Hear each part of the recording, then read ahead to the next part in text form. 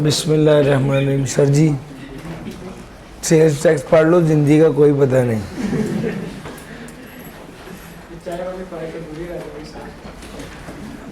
हजारों ख्वाहिशें ऐसी।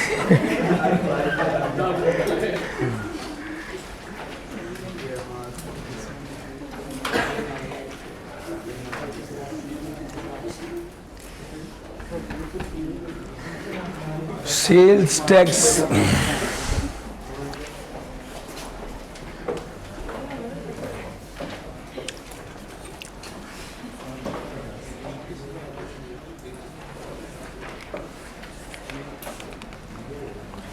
Chapter number 17, sales tax. आज तीसरा लेक्चर है। परसों मैंने बुनियादी डेफिनेशंस और कुछ फंडामेंटल कॉन्सेप्ट्स पढ़ाए थे। कल मैं उससे आगे निकला था और अगली बातें पढ़ाई थी। परसों की क्लास में शुरू में मैंने क्या पढ़ाया था? मैं आप लोगों को पढ़ा रहा हूँ। अब आज आप लोगों को भी मेरे साथ कनेक्टेड 3 माह तो हो ही गए हैं। अप्रैल, मई, जून, चलो मिनिमम।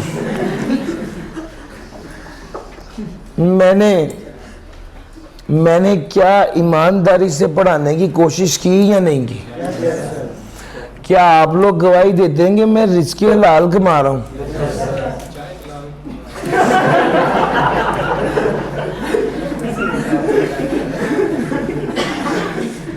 अच्छा, ये मैं बाउंड्री पर नहीं खेल रहा।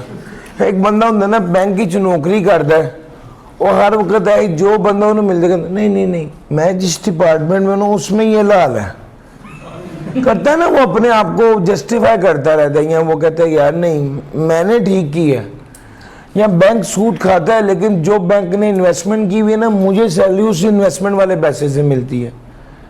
यार बंदा काम ही वो करे, अल्लाह ताला से वो रिस्क मांगे जो प्योर हो, जिसमें इबहाम ना हो।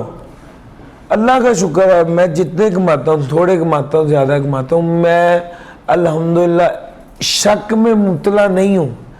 मेरा बेटा मेरी बेटी जो रिस्क खा रहे हैं, मैं उसमें कभी शक में मुब्तला नहीं हुआ कि यार ये हलाल है या हराम है। I am very much sure. मैंने अपनी पूरी ईमानदारी से पढ़ाया और अल्हम्दुलिल्लाह आप लोग पढ़े। और अगर आप लोग गवाही देते हैं कि यार आप लोग वो बच्चे हैं जिन्होंने पढ़ा है ना, तो मेरा ख्याल है सबसे ज़्यादा आप लोगों की गवाही मैटर करती है कि भाई हमने जो सर्विस रिसीव किया क्या वो अप टू द मार्क थी या नहीं थी। मैंने अपनी तरफ से पूरी कोशिश की, अपनी पूरी ईमानदारी से पढ़ाया और उसके एवज जो पैसे मैं कमा रहा हूँ वो मेरे मुताबिक मेरा ज़मीर मुतमईन है कि वो हलाल है। तो मैं किसी बाउंड्री पे नहीं खेल रहा कि मैंने एक बंदे का टैक्स का काम किया है, मैंने मिस्टर वाई को कहा कि रिश्वत तुम दे और मैं कहूँ यार मैंने अपने हाथ से तो रिश्वत दी ना दी, मेरा हलाल है। इस तरह बहुत से लोग बहुत सी अपने लिए आसानियाँ निकाल लेते हैं। जो बंदा जो काम कर रहा है वो उसके अंदर अपने लिए साबित कर लेता है कि नहीं जो काम मैं कर रहा हूँ ना वो हलाल है, हाँ इस तरह का काम कोई दूसरा करेगा तो वो हराम होगा। मुश्किल बात है, लेकिन मैं चाहता हूँ कुछ चीज़ों में बहुत क्लियर होना चाहिए। मैं इस चीज़ में अल्हम्दुलिल्लाह बहुत क्लियर हूँ। आप लोगों को भी नसीहत है। यकीन मानो मैं मेरा उन लोगों से इख्तलाफ है जो ये बात कहते हैं कि यार आप पढ़ रहे हो, देखो ना फलां जगह अल्लाह का काम करो, दीन का काम करो। मैं खुदाई कसम ये नहीं कहता ना करो, ज़रूर करो, लेकिन क्या ये पढ़ना जो है क्या ये रिस्क हलाल के लिए नहीं है? और क्या ये पढ़ना जो है वो अगर रिस्क हलाल के लिए तो क्या ये इबादत नहीं है? क्योंकि रिस्क हलाल कमाना है ना इबादत है। सर ये इबादत है, आप इसको इबादत समझ के करें। कभी ये ना समझें कि जो काम मैं कर रहा हूँ ये ठीक नहीं है। सर ये 100% ठीक है। जब आप इस सोच से पढ़ेंगे ना सर, तो आप यानी ये वाला काम कभी उस यानी एब्सोल्यूट दीन के वो एंटी नहीं है, वो नहीं है, मुतजाद नहीं है, ऑपोजिट नहीं है कि आप कह रहे हैं मैं पढ़ रहा हूँ, मैं चूंकि पढ़ाई कर रहा हूँ तो मैं जन्नत में जाऊंगा, वो बंदा चूंकि पढ़ाई नहीं कर रहा वो जन्नत में जाएगा। सर आप जो पढ़ाई कर रहे हैं ना रिज़्क़ हलाल कमाने के लिए कर रहे हैं, और अल्लाह के नबी ने फरमाया कि रिज़्क़ हलाल कमाना है नहीं इबादत है। सर असल में आप अपने आप को अनेबल कर रहे हैं कि रिज़्क़ हलाल कमाएं, आपका पढ़ना इबादत है, वाजिबात नहीं छोड़ने। नमाज का टाइम है, आप नमाज छोड़ के पढ़ रहे हैं, नमाज कज़ा कर दिए पढ़ रहे हैं, ये गलत है।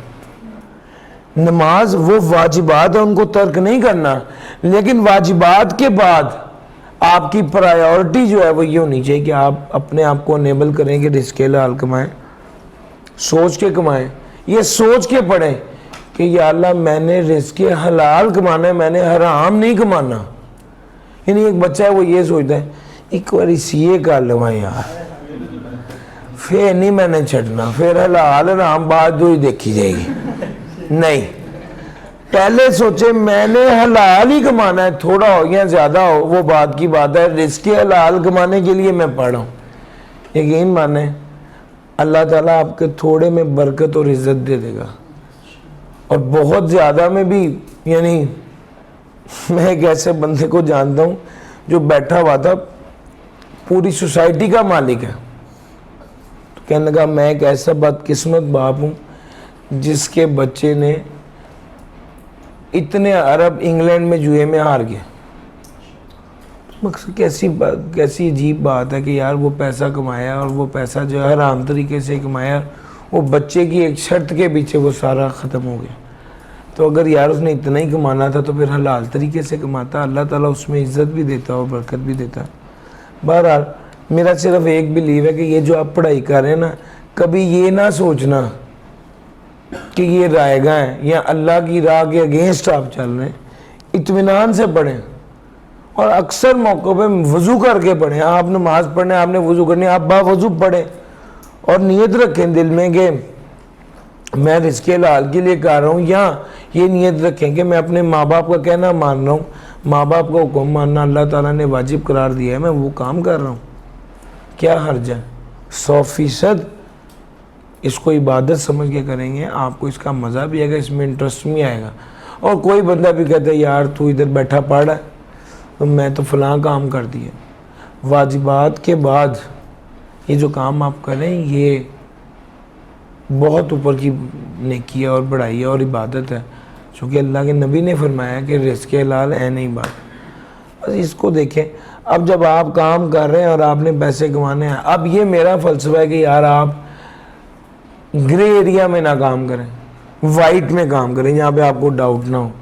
यहाँ पर मैं मेहनत कर रहा हूँ, पैसे कमा रहा हूँ, इसमें मुझे डाउट नहीं हुआ कभी कि यार ये ठीक है या गलत है, मैं वाइट एरिया में प्ले कर रहा हूँ। बहुत से लोग हैं वो बाउंड्री पे खेलते हैं, वो एरिया ग्रे होता है, जब डाउट में होते हैं कि अच्छा मुझे जो मिल रहा है वो हलाल है या इस तरह की कोई भी बात। इस वजह से मुझे लगता है कि वो उतना बेहतर नहीं है। बहरहाल शुरू करते हैं सर। लाइट चली गई थी तो बात कहाँ से कहाँ निकल गई।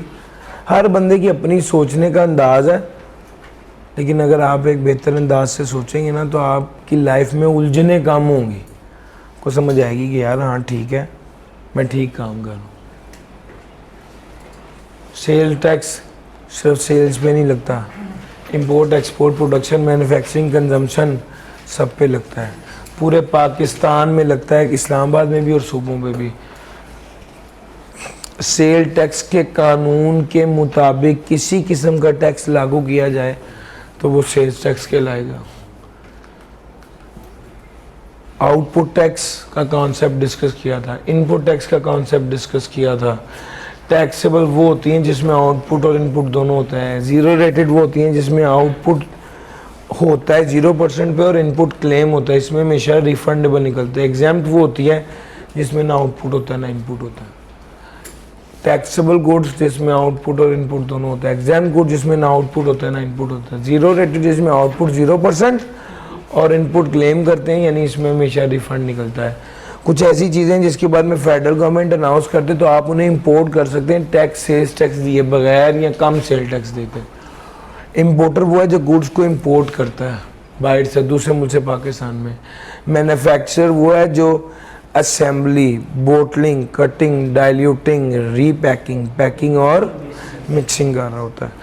अच्छा, फिर उसके अलावा हर वो बंदा जो मैन्युफैक्चर की सीट पे मौजूद हो ताकि वो चीज़ों को बेच सके, लिक्विडेटर, क्यूरेटर, एग्जीक्यूटर या असाइनी, ये भी मैन्युफैक्चर कहलाता है। कोई भी बंदा यानी पर्सन, फर्म और company which owns, holds, claims और यूजेस एनी पेटेंट, प्रोप्राइटरी और other right to goods being manufactured. Sir जी ये क्या कहलाता है? मैन्युफैक्चरर कहलाता है। बनी हुई आइटम्स के बारे में क्लेम करे ये मेरी है, ये मैन्युफैक्चर कहलाता है। लेकिन मैन्युफैक्चर कम एक्सपोर्टर सिर्फ वो होगा जिसकी अपनी फैक्ट्री होगी, अपनी मैन्युफैक्चरिंग फैसिलिटी होगी। सर मैन्युफैक्चर क्या होता है? सर यही काम करना, कोई ऐसा प्रोसेस करना जिससे एक आइटम दूसरे आइटम में तब्दील हो जाए, इस तरह से तब्दील हो के वो किसी दूसरे मकसद के लिए इस्तेमाल हो सके। प्रिंटिंग, पब्लिशिंग, लिथोग्राफी और एनग्रेविंग भी मैन्युफैक्चरिंग है। Assembly, bottling, cutting, diluting, repacking, packing और मिक्सिंग, ये सारे भी क्या हैं? ये मैन्युफैक्चर की डेफिनेशन। रिटेलर वो बंदा है जो एंड कंज्यूमर को चीज़ें बेचता है, वो रिटेलर है। अगर कोई बंदा इंपोर्टर और रिटेलर है या डिस्ट्रीब्यूटर और रिटेलर है तो याद रखिएगा वो ये बात कहता है कि उसको रिटेल प्राइस और होलसेल प्राइस अलग-अलग लिखनी पड़ेगी। रिटेल प्राइस क्या है? रिटेल प्राइस वो प्राइस जिसके ऊपर सेल्स टैक्स लगता है। रिटेल प्राइस वो प्राइस है जो जिसमें सारे टैक्सेस शामिल हैं सिवाय सेल्स टैक्स के। रिटेल प्राइस वो प्राइस है जिसके ऊपर सेल्स टैक्स चार्ज किया जाता है। और रिटेल प्राइस क्या होती है? अगर एक से ज़्यादा रिटेल प्राइस है तो हाईएस्ट प्राइस रिटेल प्राइस ली जाती है। या बोर्ड बाजू का डिफाइन कर देता है कि स्पेसिफिक जोन में जो प्राइस होगी उससे कोई रिटेल प्राइस लिया जाएगा। डिस्ट्रीब्यूटर कौन होता है? डिस्ट्रीब्यूटर कौन होता है? वो बंदा मैन्युफैक्चरर से चीज़ें लेके पर्टिकुलर एरिया, स्पेसिफाइड एरिया में डिस्ट्रीब्यूट करता है, उसे डिस्ट्रीब्यूटर कहते हैं। होलसेलर कौन होता है? जो बल्क में चीज़ें खरीदता और बेचता है। और बाज़ों का तो होलसेलर उधार पे चीज़ें बेचता है या कैश पर बेचता है। और तीसरे नंबर पे वो कहता है वैल्यूएबल कंसिडरेशन और store such goods belonging to other as an agent for the purpose of sale and includes a person who deducts income tax as at source under income tax ordinance. Wholesaler जो किसी से चीज़ें पकड़ के as an agent किसी से चीज़ें खरीद कर आगे बेचता है, वो भी होलसेलर है। और दूसरे नंबर पे इसमें वो पर्सन भी शामिल है जो टैक्स डिडक्ट करता है एट सोर्स। रजिस्टर्ड पर्सन वो बंदा जो खुद रजिस्टर्ड है या लायबल टू बी रजिस्टर्ड है, उसे रजिस्टर्ड पर्सन कहा जाता है। जो बंदा लायबल टू बी रजिस्टर्ड होता है वो असल में खुद रजिस्टर्ड नहीं होता, बल्कि उसको चाहिए कि वो रजिस्टर्ड हो, लेकिन चूंकि वो रजिस्टर्ड नहीं होता, पब्लिक को आउटपुट टैक्स चार्ज नहीं कर सकता और एफबीआर से इनपुट टैक्स क्लेम नहीं कर सकता, तो ये उसका नुकसान होता है। पर्सन की डेफिनेशन में 9 लोग शामिल हैं। इंडिविजुअल, यूरोपीय company, federal government, foreign government, public international organisation और political subdivision of foreign government. ये 7 तो इनकम टैक्स वाले थे। प्रोविंशियल गवर्नमेंट और लोकल गवर्नमेंट जो है ये सेल्स टैक्स में आया है। टैक्सेबल एक्टिविटी कोई भी इकोनॉमिक एक्टिविटी करना, कोई भी गुड्स या सेल करना या सर्विसेज प्रोवाइड करना। वन ऑफ एडवेंचर या concern the nature of trade, anything done और अंडरटेकन ड्यूरिंग कमेंसमेंट और termination of any economic activity. इसमें क्या शामिल नहीं है? Activities of employ providing services in that capacity to employer. Sir इसमें क्या चीज़ शामिल नहीं है? एम्प्लॉय जो सर्विस देता है वो टैक्सेबल एक्टिविटी नहीं है। रिक्रिएशनल काम किया जाता है वो टैक्सेबल एक्टिविटी नहीं है। एक बंदा रिक्रिएशनल काम करे वो भी टैक्सेबल एक्टिविटी नहीं है। लोग मिलके रिक्रिएशनल काम करें वो भी टैक्सेबल एक्टिविटी नहीं है। कंपनी की डेफिनेशन में भी सारे वही पॉइंट्स हैं जो इनकम टैक्स में पढ़ाए थे। टैक्स पीरियड 1 माह का होता है। ई इंटरमीडिएट वो टैक्स प्रैक्टिशनर होता है जो टैक्स पेयर से डाटा लेता है और उसको डिजिटलाइज कर देता है ताकि एफबीआर के लिए वो अंडरस्टैंडेबल और एक्सेप्टेबल हो जाए। कॉटेज इंडस्ट्री वो इंडस्ट्री जो घरेलू इंडस्ट्री होती है, छोटे लेवल की होती है। ये वो इंडस्ट्रीज़ की डेफिनेशन उसने 4 बातें कही हैं। पहला, कनेक्शन गैस का और बिजली का इंडस्ट्रियल नहीं होना चाहिए। दूसरा, रेजिडेंशियल एरिया में जगह हो। तीसरा, लेबर फोर्स 10 से ज़्यादा ना हो। और एंड चौथा, एंड सेल जो है वो 10 मिलियन से ज़्यादा ना हो। हाँ, वो कहता है local supplies of goods made. जो बंदा भी कॉटेज इंडस्ट्री में चीज़ें बनाकर बेचता है उस पर सेल्स टैक्स नहीं लगता। वो वाली गुड्स क्या होती हैं? एग्जेम्प्ट। क्रस्ट, एक बंदे ने सेल किया, दूसरे बंदे ने परचेज किया। मिस्टर ए ने सेल किया, मिस्टर बी ने परचेज किया। मिस्टर बी का इनपुट मिस्टर ए के आउटपुट के साथ क्या होगा? टैली होगा, क्रॉस मैच हो जाएगा। Means the computerised program for analysing and cross matching of sales tax return also refer to as computerised risk based evaluation of sales tax. हाँ जी, एनालाइज और क्रॉस मैच करता है सेल्स टैक्स रिटर्न को, जिसको computerise risk based evaluation of sales tax कहा जाता है। ड्यू डेट की बात करूं तो वो कहता है in relation to furnishing of a return means अगले महीने की 15 तारीख ड्यू डेट होती है। एक बंदे का इनपुट खरीदने वाले का इनपुट बेचने वाले के आउटपुट के साथ टैली करने का जो सॉफ्टवेयर है उसको क्या कहते हैं? क्रस्ट कहते हैं। और सप्लाई में 9 बातें थी। हमने कहा था सेल भी सप्लाई है, ट्रांसफ़र करना भी सप्लाई है, हायर परचेज एग्रीमेंट भी सप्लाई है, पुट टू प्राइवेट बिजनेस या नॉन बिजनेस यूज़ करना भी सप्लाई है। सवाए ऐसी चीज़ों के लिए वो गुड्स को ऐसी चीज़ों की मैन्युफैक्चरिंग के लिए उसको इस्तेमाल करना जो के ऑलरेडी टैक्सेबल हैं। और फिर मैंने कुरान पाक और ये टायर और कार वाली एग्जांपल दी थी। नीलाम करना सप्लाई है। कर्ज अदा करने के लिए कोई चीज़ पैसे दे देना सप्लाई है। कर्ज अदा करने के लिए कोई चीज़ दे देना ये भी सप्लाई है। रजिस्टर्ड से अनरजिस्टर्ड होना, जब अनरजिस्टर्ड होंगे तो उसके जितनी आपके पास गुड्स पड़ी होंगी वो भी सप्लाई है।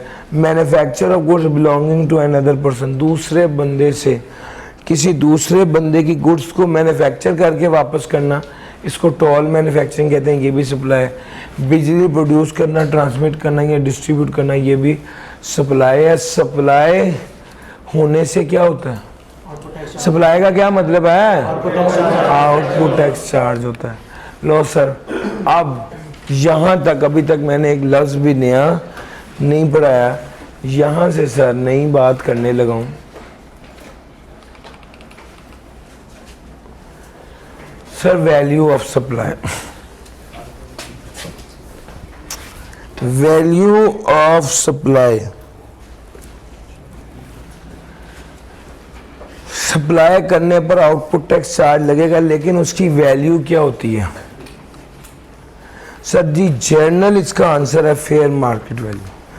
यार सप्लाई का मतलब है आउटपुट टैक्स चार्ज होगा। आउटपुट टैक्स कितने परसेंट लगता है? 18%। किस वैल्यू का 18% लगना है? ये सवाल, इस सवाल का जवाब इस टेबल पे लगना है। किस वैल्यू पर 18% रेट लगाना है, ये सवाल है।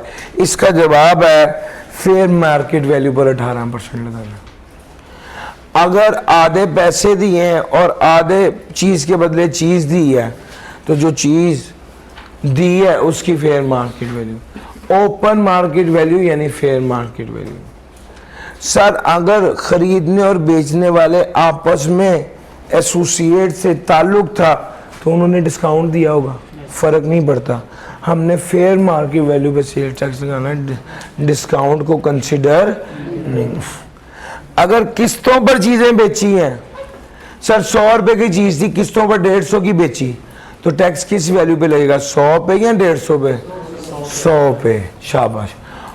100 रुपए पर से यानी open market value which is fair market value.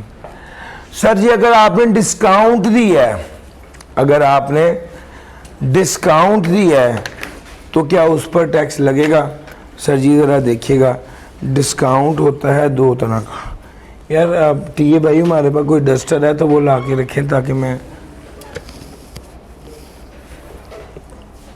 मिल गया। सर जी डिस्काउंट होता है दो तरह का, एक को कहते हैं ट्रेड डिस्काउंट और एक को कहते हैं कैश डिस्काउंट। ट्रेड डिस्काउंट वो डिस्काउंट होता है जिस वक्त हम चीज़ खरीद रहे थे ना, हमने तो भाव किया था और हमने कहा था नहीं 110 नहीं 100 लगाओ, ये ट्रेड डिस्काउंट है। ये ट्रेड डिस्काउंट इनवॉइस पर शो होता है, ये ट्रेड डिस्काउंट इनवॉइस पर शो होता है। और जब हम सेल्स टैक्स निकालते हैं इस केस में तो डिस्काउंटेड प्राइस पर सेल्स टैक्स लगाते हैं। जबकि अगर मैं कैश की बात करूं तो कैश डिस्काउंट वो डिस्काउंट है, मैंने एक बंदे का देना था 26 लाख रुपए का बिल बनवाया, 3 माह बाद पेमेंट करनी थी, वो कहता सर 5 दिनों बाद कहता सर अभी पेमेंट कर दें, 26 लाख नहीं 25 लाख कर दें, 1 लाख माफ़। मैंने उसी वक्त 25 लाख पे कर दिया। ये कैश डिस्काउंट, ये इनवॉइस पर शो नहीं होता, ये इनवॉइस पर शो नहीं होता।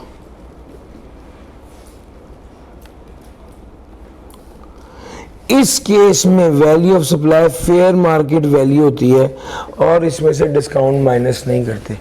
कैश डिस्काउंट हो तो वैल्यू में से माइनस नहीं होता, कैश डिस्काउंट हो तो वैल्यू में से माइनस नहीं होता, और ट्रेड डिस्काउंट हो तो वैल्यू में से माइनस होता है। Discounted price excluding the amount of tax provided that the tax invoice shown the discounted price and the related tax and discount allowed is in conformity with the normal business practices। Sir ji पहली बात तो ये invoice पर show, दूसरी बात ये normal business practice हो।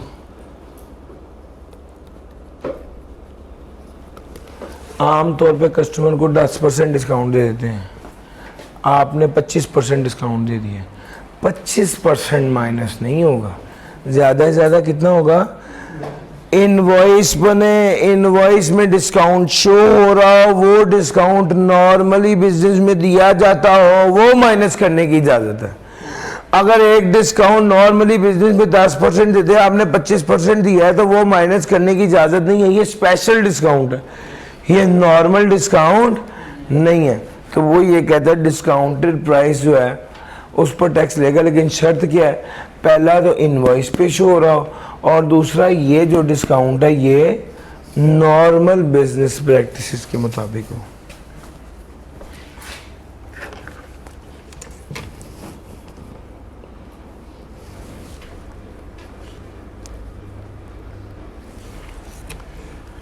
Special nature of transaction where it is difficult to determine the value of supply। Sir nature of the transaction जहाँ ये बड़ा डिफिकल्ट हो के आपने वैल्यू ऑफ सप्लाई, अगर आपको नहीं पता चल रहा वैल्यू ऑफ सप्लाई क्या है तो open market value of supply होगी। अभी तक आप गौर कर लें कि सारे केसेस में हमने ओपन मार्केट वैल्यू की बात ही की है। हाँ डिस्काउंट माइनस करना है या नहीं करना उसकी एक एडिशनल डिस्कशन हुई है। अब आ जाए इंपोर्टेड गुड्स, एक इंपोर्टेड गुड्स और एक बिजली, ये दो ऐसी बातें हैं जहां पर हमने फेयर मार्केट वैल्यू नहीं लेनी। इंपोर्टेड गुड्स में क्या है आपको पता है, जब हम कोई चीज इंपोर्ट करते हैं तो उस पर कस्टम ड्यूटी लगती है। कस्टम वाले, कस्टम अथॉरिटीज वाले उसकी वैल्यूएशन कैलकुलेट करते हैं, कस्टम ड्यूटी वाले उसकी वैल्यूएशन कैलकुलेट करते हैं, कस्टम ड्यूटी वाले उसकी वैल्यूएशन को कैलकुलेट करते हैं। और अगर सफिशिएंट रीजंस टू बिलीव हो कि value of the supply correctly declare नहीं हो रही, इफ देयर आर, अच्छा सर कस्टम ड्यूटी वाले वैल्यूएशन डिटरमिन करते हैं, उस वैल्यू पर कस्टम ड्यूटी कैलकुलेट होती है। अब कस्टम ड्यूटी कैलकुलेट होने के बाद सेल्स टैक्स लगता है। अब मेरी बात ध्यान से सुनना, कस्टम ड्यूटी वालों ने कैलकुलेट किया कि इस आइटम की वैल्यू है 100 रुपये। अब उसने वैल्यू निकाल ली, उस पर लगेगी कस्टम ड्यूटी 10 रुपये, उस पर लगेगा FED 5 रुपये, कितना आ गया 115। इस 115 पे सेल्स टैक्स लगेगा 18%। यार मेरी बात पिक कर रहे हो? जब हम कोई चीज़ इंपोर्ट करते हैं, सॉरी, जब हम कोई चीज़ इंपोर्ट करते हैं तो वो कहता है कस्टम एक्ट के तहत जो वैल्यू निकाली है, जिसके अंदर ड्यूटी और एक्साइज ड्यूटी शामिल करके जो वैल्यू निकलेगी उस पर सेल्स टैक्स लगेगा। यार मेरी बात पिक कर रहे हो? ज़रा आगे आ जाओ। अगर सफिशिएंट रीजंस टू बिलीव है कि value of the supplier has not been correctly declared in the invoice, if there are sufficient if अगर आपके पास कोई जेन्युइन रीजन है कि वैल्यू सही से डिटरमिन नहीं की जा रही, तो फिर आप कैसे वैल्यू डिटरमिन करेंगे? सर हम एक वैल्यूएशन कमेटी बना लेंगे जिसमें एक टैक्स वाला बंदा शामिल होगा और एक कारोबारी बंदा, ट्रेड वाला बंदा शामिल होगा, और वो जो वैल्यू निकाली जाएगी फिर उस पर सेल्स टैक्स लेंगे। अगर other than taxable good supply की गई है तो उसकी भी फेयर मार्केट वैल्यू। अगर सप्लाई ऑफ इलेक्ट्रिसिटी है, हाँ जी, बिजली, याद रखना बिजली के बिल पे टैक्स नहीं लगता। आम तौर पे जब बिजली वापदा से ले रहे होते हैं तो बिजली के बिल पे टैक्स नहीं लगता, एनर्जी चार्जेस पे टैक्स लगता है। सर जी समझ आ रही है? अगर वापदा से बिजली ले रहे हैं तो जो एनर्जी परचेज की होती है उस पर टैक्स लगता है। अब अगली बात सुनना, अगर आप इनके इलेक्ट्रिक सप्लाई और गैस डिस्ट्रीब्यूशन कंपनी से ले रहे हैं तो फिर बिल पे टैक्स लगता है। यार मेरी बात समझ आ रही है? यानी वापदा से बिजली लें, अगर वापदा से बिजली लें तो इलेक्ट्रिसिटी, वापदा से बिजली लें तो एनर्जी चार्जेस पे टैक्स नहीं लगता। हाँ, अगर वापदा से बिजली ना लें, इंडिपेंडेंटली बिजली खुद लें, तो फिर जितनी अमाउंट बिल्ड होती है ना उस पर टैक्स लगता है। पढ़ लो, सप्लाई ऑफ इलेक्ट्रिसिटी बाय वापदा, एनर्जी चार्जेस पे टैक्स लगेगा, एनर्जी चार्जेस पे टैक्स लगेगा। सब्सिडी जो है वो भी शामिल नहीं की जाएगी। अब जरा आगे आ जाओ। अब ये देखो, इलेक्ट्रिसिटी गैस कंपनी से आपने सब, in case of supply of electric power and gas distribution company, the total amount billed excluding late payment surcharge and sales tax, the total amount billed excluding late payment surcharge and sales tax।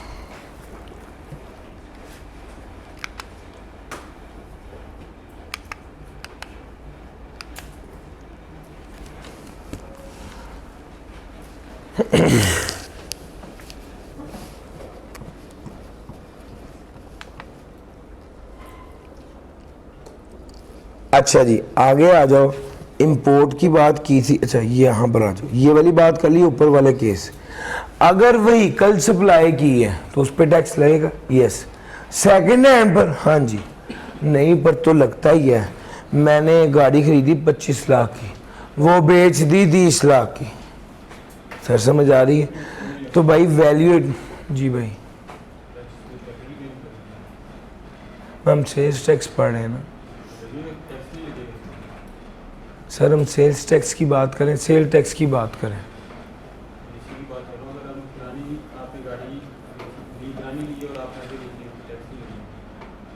पुरानी ली है आपने, किसी से ली थी पुरानी और आगे किसी को बेच दी गई, उस पर टैक्स नहीं लगेगा। नहीं लगेगा। आप पूछ रहे हैं या बता रहे हैं? कुछ भी नहीं कर रहे तो मेरी बात मुकम्मल होने दें, उसके बाद बात कीजिएगा।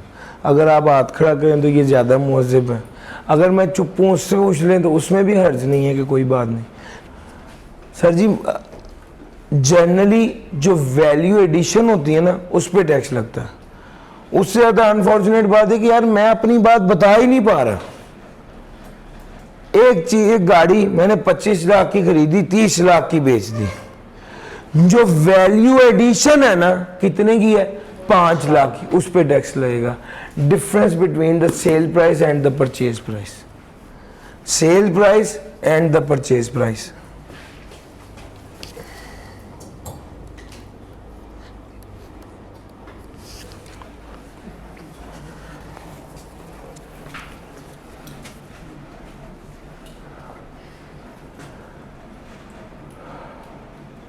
Difference between the sale price and the purchase price. ये यूज्ड व्हीकल है, ये ना नया कानून आया, बहुत ज़्यादा इसको इम्प्लीमेंट नहीं हो पाया, लेकिन लॉ ने ये कह दिया है कि अगर मैंने पुरानी गाड़ी खरीदी है, अब बहुत ज़्यादा यूज गाड़ियों का बिजनेस हो रहा है ना, तो उसके वजह से कि मैंने पुरानी गाड़ी खरीदी है और मैंने बेच दी, तो वो जो वैल्यू इंक्रीज है ना, जिसको वैल्यू एडिशन बोलते हैं, उस पर टैक्स लगता है। In case of taxable goods with reference to retail tax, sir ji सारे टैक्सेस सेल टैक्स से पहले आते हैं, लेकिन रिटेल टैक्स सेल टैक्स के बाद आता है। सर जी कस्टम ड्यूटी भी है, फेडरल एक्साइज ड्यूटी भी है, और भी कोई टैक्स होगा, हमेशा सेल्स टैक्स से पहले आएगा। मैंने आपको अभी भी ये बताया, सारे टैक्सेस शामिल कर देते हैं, फिर जो अमाउंट बनती है फिर इसमें क्या लगता है, सेल्स टैक्स। यार ये बात पड़ी है आपको, पता हो सेल्स टैक्स लगने के बाद जो अमाउंट बनती है इस पर रिटेल टैक्स लगता है। रिटेल टैक्स रिटेलर लगाता है एंड कंज्यूमर को। आपने नोट किया होगा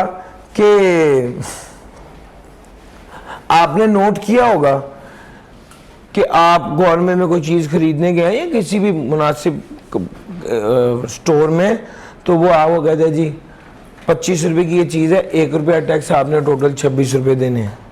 वो जो 1 रुपये का इजाफी टैक्स के चार्ज करें ना, असल में वो रिटेल टैक्स है। रिटेल टैक्स सारे टैक्सेस के बाद आता है जो रिटेलर एंड कंज्यूमर को चार्ज करता है। तो ये जो 1 रुपया हर बिल पर टैक्स लगता है, ये रिटेल टैक्स होता है।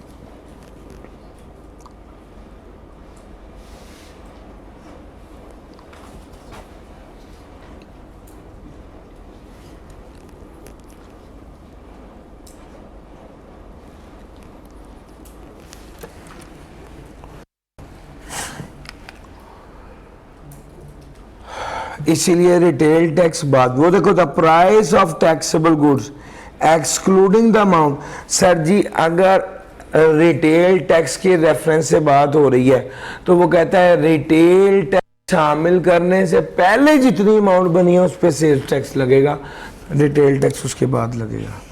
सर अगर एक ही इंपोर्टेड गुड्स है, डिफरेंट क्लासेस और डिफरेंट वैल्यूज की है, यानी same type of imported goods है, डिफरेंट क्लास के लिए डिफरेंट वैल्यू है उसकी, होती है ना। एक ही चीज़ हम इंपोर्ट कर लेते हैं, उसको डिफरेंट पैकिंग करके डिफरेंट भेज देते हैं।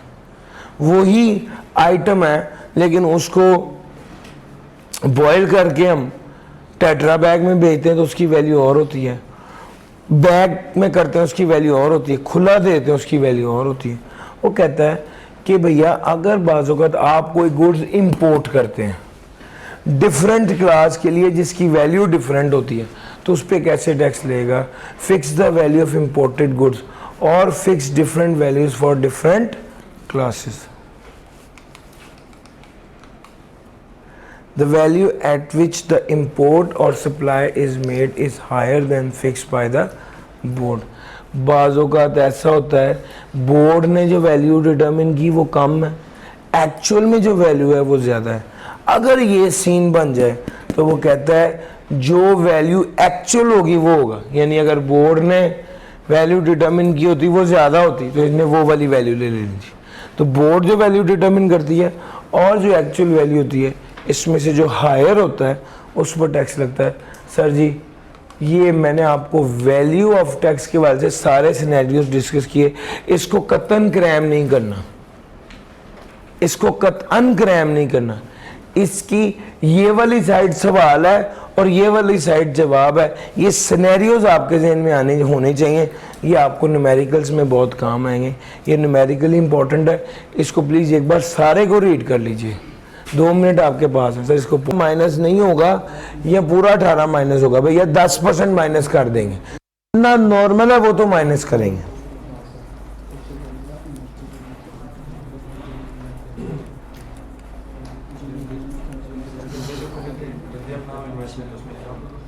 जी भैया, वैल्यू एडिशन कह रहे हो आप, व्हीकल की बात कर रहे हो?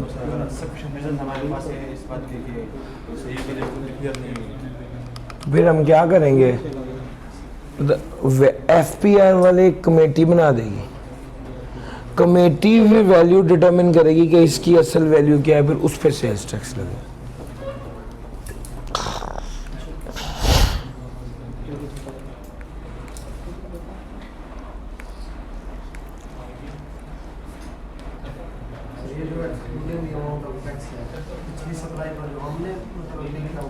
रिटेल टैक्स की बात कर रहे हैं, सेल्स टैक्स माइनस करके, यानी जो अगर उसमें सेल टैक्स शामिल है तो उसे लेस करें, बाकी अमाउंट जो बच गई है सेल्स टैक्स के अलावा उस पर टैक्स लगाएं।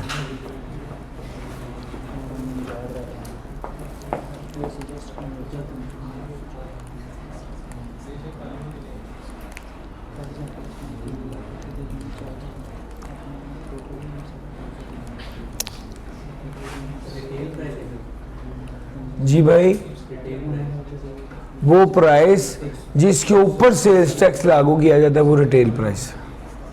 रिटेल प्राइस थी 100 रुपये, सेल्स टैक्स था 18 रुपये, सेल प्राइस थी 118 रुपये। रिटेल प्राइस पर टैक्स लगाया, टैक्स लगा के जो अमाउंट बनी उस पर बिका वो सेल प्राइस। रिटेल प्राइस वो प्राइस जिस पर चीजें बेची जाती हैं एंड कंज्यूमर को, और रिटेल प्राइस पर टैक्स लगाया जाता है।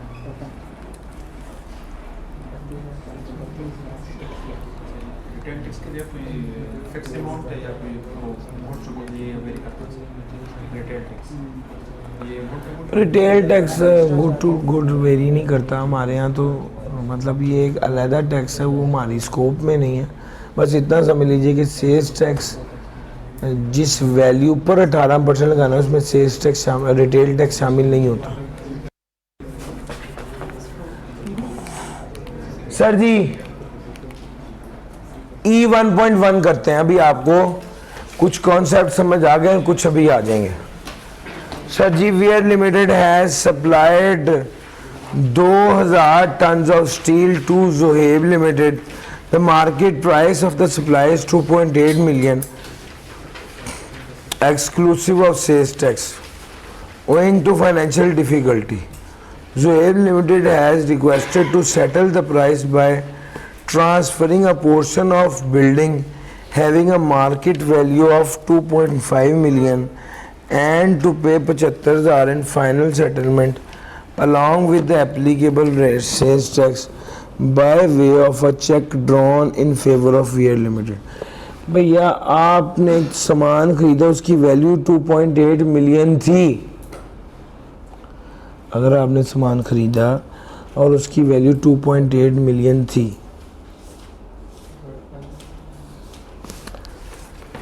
तो अगली बात ये है, हमने उसके पैसे कितने दिए, 2.5 मिलियन एक बार दिए और 75,000 एक बार दिया, हमें तो सस्ती पड़ गई। तो सवाल ये सेल्स टैक्स किसकी वैल्यू पे लगेगा? सर सेल्स टैक्स तो लगता है, हाँ जी, 2.8 पर सेल्स टैक्स लगेगा 18%। जी भाई, सर जी उसने कहाँ बताया आपको, सेटल करने के लिए उसने 2.5 मिलियन पे किया है। The market price of the supply is 2.8 million exclusive of sales tax. Owing to financial difficulties, Zoeb Limited ने रिक्वेस्ट किया कि सेटल कर दिया जाए प्राइस को by transferring a portion of building having a market value million and to pay 75,000 in the final settlement along with the applicable sales tax by way of check favor of Weir Limited. Sir ji fair market value ही लेंगे ना? जो चीज़ हमने ली है उसकी fair, जो चीज़ हम supply कर रहे हैं उसकी फेयर मार्केट वैल्यू लेंगे, दैट वुड बी 2.8 मिलियन। ठीक है सर, फेयर मार्केट वैल्यू जो होती है उस पर टैक्स लगेगा। जो चीज़ हमने दी है उस पर टैक्स लगेगा, उसकी फेयर मार्केट वैल्यू 2.8 मिलियन है। समझ आ रही है? ये बात है। आसिफ सन स्टार्टेड हिज बिजनेस, भाईजान ये इसको ठीक कर लीजिएगा, आतिफ नहीं है ये आसिफ है।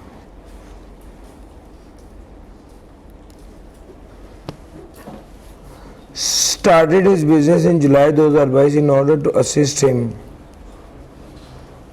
Asif supplied him the goods at a discounted price of 2.5 million. Discount rate is 18% against the normal business practice of 8%. आम तौर पे रेट मिलता है 8% के हिसाब से, इसे कितना मिला है सर? 2.5 मिलियन डिस्काउंटेड प्राइस है, यानी इसमें डिस्काउंट लेस हो गया हुआ है। तो अगर 18% डिस्काउंट लेस हो जाए तो ये कितना बनेगा? 0.82 से डिवाइड करेंगे तो आपके पास आंसर आ जाएगा। सर ये तो होगी 100% वैल्यू, हमें कितनी वैल्यू चाहिए? 8% माइनस करना है, हमें असल में चाहिए 92%, ऐसा ही है ना। अगर इसी को मैं 0.92 से डिवाइड कर दूंगा तो हमारे पास एक्चुअली वैल्यू ऑफ सप्लाई। यार मुश्किल तो नहीं लग रहा, ये सिंपल इस तरह से करना था।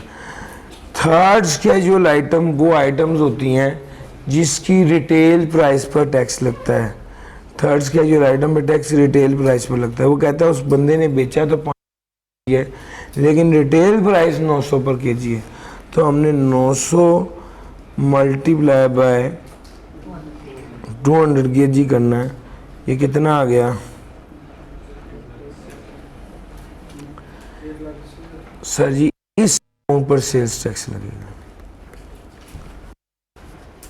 वैल्यू ऑफ सप्लाई की 3 बातें थी। पहली बात तो ये थी कि फेयर मार्केट मिले। दूसरी बात थी डिस्काउंट अगर अलाउ किया है, डिस्काउंट अगर अलाउ किया हुआ है तो वो मार्केट वैल्यू वाला जो डिस्काउंट है, नॉर्मल बिजनेस डिस्काउंट, वो माइनस करना है। जो एक्चुअली आपने दिया है वो वाला डिस्काउंट या स्पेशल डिस्काउंट या एसोसिएट वाला डिस्काउंट माइनस नहीं करना। और थर्ड कैजुअल आइटम के लिए जो रेट लगेगा वो रिटेल प्राइस वाला रेट होगा। सर जी 1.2 हो गया, 1.3 हो गया। ये मैंने 2 और 3 आपको कल करा दिया था, याद है?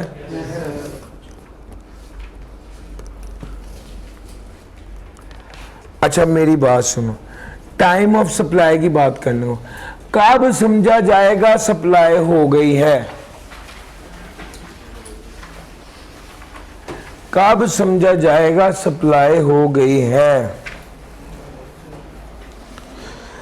तो या जब चीजें डिलीवर कर दी जाएंगी समझा जाएगा सप्लाई हो गई है, या जब मेड अवेलेबल कर दी जाएंगी समझा जाएगा सप्लाई हो गई है। मैंने 2 टन स्टील डिलीवर कर दिया समझा जाएगा सप्लाई हो गई है। मैंने 2 टन स्टील तैयार करके लेदर आरटीओ से फोन कर दिया भाईजान आके ले जाओ, समझा जाएगा सप्लाई हो गई। Sir ji the time at which the goods are delivered or made available to the recipient of supply, time जिस वक्त गुड्स डिलीवर्ड थी या made available to the recipient थी तो ये सप्लाई है। Supply of goods under a hire purchase agreement, वो कहता है सप्लाई ऑफ गुड्स अंडर है, जिस वक्त मैंने चीज़ें डिलीवर की समझा जाएगा सप्लाई हो गई। जिस वक्त गुड्स मेड अवेलेबल हो गई समझा जाएगा सप्लाई हो गई। अगर हायर परचेज एग्रीमेंट के तहत सप्लाई कब होगी? जब एग्रीमेंट हुआ है समझा जाएगा सप्लाई होगी। सर जी एक बात ज़हन में रखिए, हर महीने रिटर्न फाइल करनी है। अब मसला ये है, ऑर्डर आया था मार्च के महीने में, पेमेंट आई है अप्रैल के महीने में, गुड्स डिलीवर किए हैं मई के महीने में, आप बताइए कब समझा जाएगा सप्लाई भी है? मई के महीने में जब गुड्स डिलीवर किए हैं समझा जाएगा, तब सप्लाई भी है। मैं यही तो बता रहा हूं। सर जी जून के महीने में उसने फोन करके कहा है भाई आपका माल रेडी है ले जाओ, जुलाई के महीने में आपने एक्चुअल में माल डिलीवर किया है, आप बताइए कब सप्लाई होगी?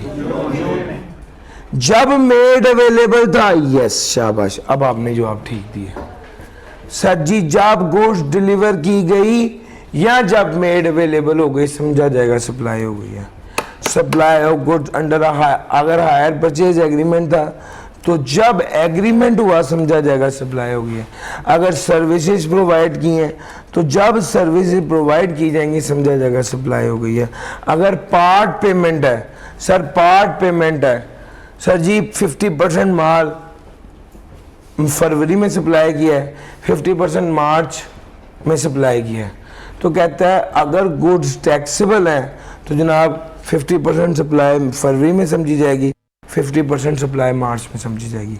लेकिन अगर आधी पेमेंट फरवरी में की है, आधी पेमेंट मार्च में की है, तो भैया और पार्ट पेमेंट हुई है तो जिस वक्त यानी फरवरी के महीने में वो गुड्स एग्जाम्प्ट थी, मार्च के महीने में वो टैक्सेबल थी, समझा जाएगा सारी सप्लाई तब हुई है जब एग्जाम्पशन विड्रॉ कर ली गई थी। यानी वो जब एग्जाम्पशन इज विड्रॉन यानी जब वो चीज टैक्सेबल हो गई थी। सर जी फरवरी के महीने में वो गुड्स एग्जाम थी, मार्च के महीने में वो टैक्सेबल थी।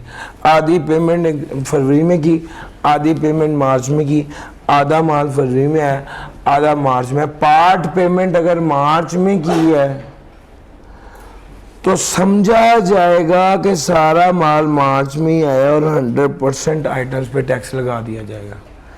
पार्ट पेमेंट का मतलब है पार्सल पेमेंट।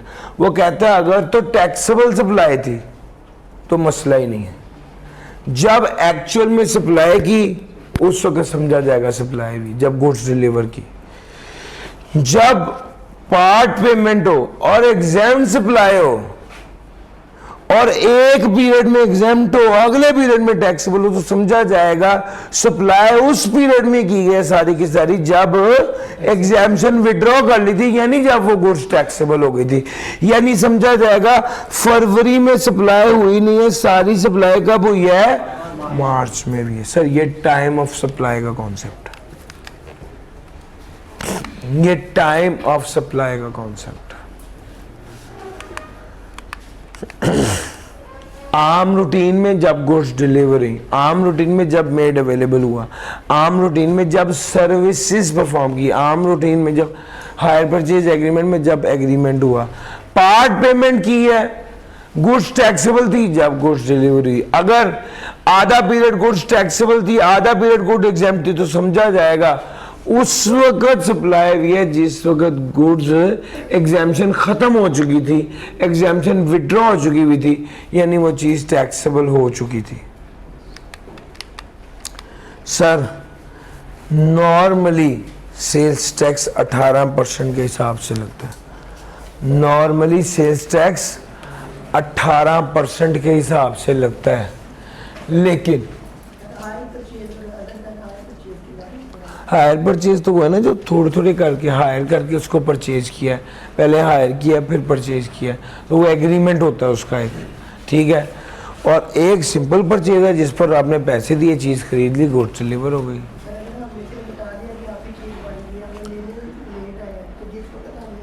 जिस वक्त अवेलेबल हो गई हुई थी उस वक्त सप्लाई हो गई, चाहे पैसे दिए या नहीं दिए। बुनियादी तौर पे सप्लाई का कॉन्सेप्ट पैसे से मशरूत नहीं है, गुड्स की डिलीवरी से मौजूद है या अवेलेबिलिटी से मौजूद है। सर समझ आ रही है?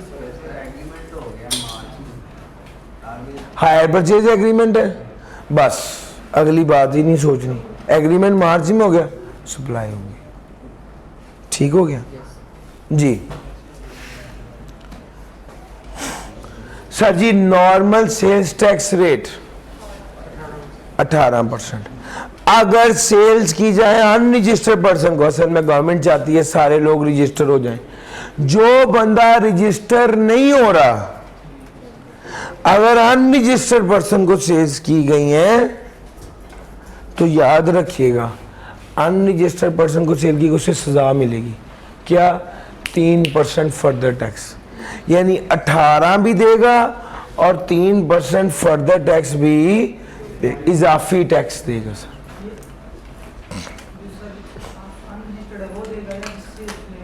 अनरजिस्टर्ड को चार्ज कीजिएगा। मैं चीज़ें बेच रहा हूँ आपको, आप अनरजिस्टर्ड हैं, मैं 100 रुपये की चीज़ आपको दे रहा था, 18% टैक्स लगा रहा था, 118 रुपये आपसे मैंने लेने थे, आप अनरजिस्टर्ड थे।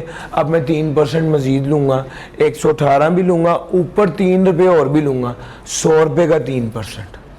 सर समझ आ रही है? अब एक अगला सवाल पैदा होता है, सर हम भी तो अनरजिस्टर्ड हैं, मैंने कल जूस पिया, जूस पे 18% टैक्स ही लगा हुआ था, हम पे तो कोई टैक्स नहीं, इजाफी लगा। तो इसका जवाब क्या है? इसकी कुछ एक्सेप्शंस भी हैं। ये 3% फर्दर टैक्स किस बंदे को नहीं लगना? बिजली पर नहीं लगना, गैस पर नहीं लगना, मोबाइल डीजल फ्यूल पर नहीं लगना, रिटेलर एंड हम जो एंड कंज्यूमर की ऐसी ऐसी चीज़ें खरीदते हैं रिटेलर से, हम पर 3% इजाफी टैक्स नहीं लगता। सर इलेक्ट्रिसिटी जो एंड कंज्यूमर को चीज़ बेची जाए, बोतलें हैं, फर्टिलाइजर व्हीकल, उस पर नहीं लगना। थर्ड स्केड्यूल आइटम्स जो होती हैं उस पर नहीं लगना। सेकंड हैंड वॉर्न क्लॉथ उस पर नहीं लगना। सप्लाइज बाय स्टील मेल्टर्स, री roller, ship breakers, supplies covered under the fifth schedule. Fifth schedule items कौन सी हैं? जीरो रेटेड वाली। थर्ड स्केड्यूल आइटम कौन सी हैं? जिस पे रिटेल प्राइस पे टैक्स लगता है। शुगर पर, शुगर बेचने पर नहीं लगना। मैट्रेस बेचने जो बेच रहा होगा नहीं लगेगा।